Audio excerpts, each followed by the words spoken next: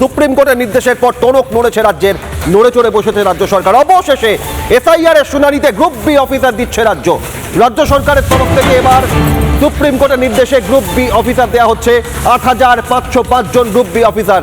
এতদিন গড়িমসি, এতদিন নির্বাচন কমিশন বলা সত্ত্বেও গোটা ঘটনায় উদাসীনতা, গাফিলতি আর এসআইআর এর বিরোধিতা। আর এবার সুপ্রিম কোর্টের নির্দেশে টনক নড়েছে। এসআইআর এর কাজে গ্রুপ বি আধিকারিক দিচ্ছে রাজ্য।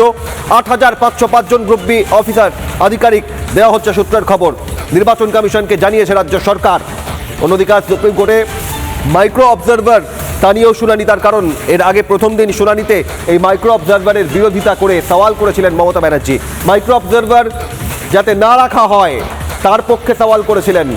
ভুয়ো ভোটার, অনুপ্রবেশকারী, মৃত ভোটার, জালি ভোটার, তাদের বাঁচতে মাইক্রো অবজারভাররা লাগাতার যেভাবে কাজ চালিয়ে যাচ্ছেন। আর তাঁর বিরোধিতায়, মাইক্রো অবজারভারের বিরোধিতায় সওয়াল করার পর আজ শুনানিতে উঠে আসতে পারে মাইক্রো অবজারভার প্রসঙ্গ। তবে তার পাশাপাশি অত্যন্ত গুরুত্বপূর্ণ যে এতদিন এসআইআর প্রক্রিয়া শুরু হওয়ার পর থেকে বারবার কমিশন জানানো সত্ত্বেও রাজ্যের তরফ থেকে কোনো পদক্ষেপ করা হয়নি। গ্রুপ বি অফিসার এবার সুপ্রিম কোর্টের নির্দেশের পর দিচ্ছে রাজ্য সরকার।